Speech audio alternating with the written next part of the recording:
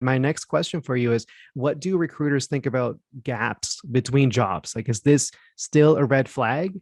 And if so, how can a candidate explain these in the resume? We looked at how you spend around 30 seconds on resumes, but some recruiters will spend 5 to 7 seconds. So, how can they explain that in a resume? And Mhm. lastly, what would you say is too short regarding how long a candidate was at a previous job? Yeah. So I think the I guess the way that career gaps are viewed is becoming less and less important, I would say, or less and less of a flag at least. I know that LinkedIn, for example, just recently released a feature where you can actually include kind of career breaks or career gaps on your profile, and you can type out like kind of what it was. So I personally have one on my profile where I got in an accident a few years ago and had a pretty bad concussion. So I was kind of between jobs for a few months, recovering before I was able to get back to work. So I just kind of basically wrote that out, and there's some different categories that you can choose from. So I really like that idea. Like I think the same sort of thing can be applied on a resume. All it needs to be is like one line or one heading between your first and second experience kind of thing, or between where the gap was, and just say like I took like a mental health break, or I took a physical health break, or I was in school, or I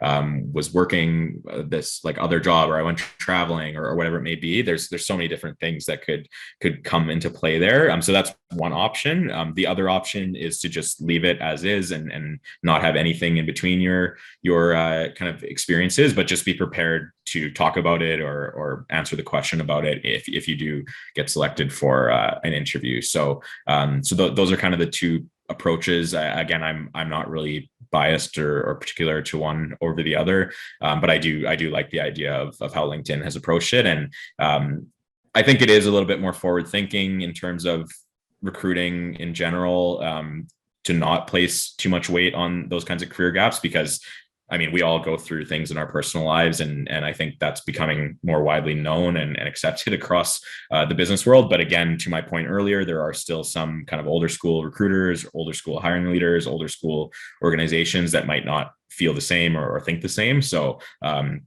sometimes it can honestly be sort of a luck of the draw thing, or the type of organization that you're applying to, type of industry sometimes plays a factor on how people think as well. So anyways, on the whole, I don't think it's a big issue to have a gap on your resume, or a couple of gaps on your resume. It's just, again, being prepared to kind of communicate about it and answer the question about it transparently, and hopefully that's what the person on the other side is expecting. And then to answer the second question about how long is too short, I guess, of a stint at a specific role or job. It really does vary. I realize I've said this for a few of my answers now, but I think for most jobs, 1 year is a fairly good period of time before kind of moving on to the next thing. Especially early in a career, and nowadays in 2022, it's fairly common for people to switch jobs every year and a half, 2 years. I know in the tech industry specifically, about a year and a half is roughly the average tenure at one organization, especially when it comes to startups and that kind of thing. So yeah, I would say maybe roughly a year. That being said, there are other jobs where a shorter stint can be acceptable.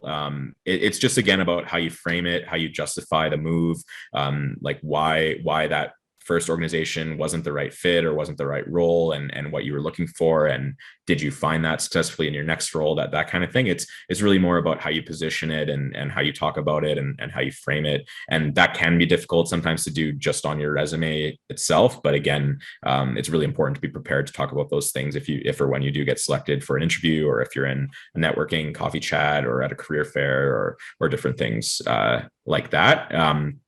And then the last thing I wanted to mention there is other jobs sometimes require longer. So, for example, I know sales jobs in the business to business software industry, for example, or sales jobs in like I guess like big oil and gas, that kind of thing. Like they expect people to stay in their job for sometimes 2-3 years, because in some of those jobs, the sales cycles are so long that it's really impossible to gauge someone's skills or experience or how well they did in that role if they were only there for 6 months or a year. Like I know that that's a very common piece of feedback I received in my previous organization that was a business to business software in payroll and HR, that we had really long sales cycles and we're dealing with more complex deals and complex types of clients and that kind of thing, managing payroll for sometimes hundreds of employees and that kind of thing. So in some industries or some roles, you sometimes need a longer period of time for the recruiter or the hiring leader on the other side to really get a good gauge on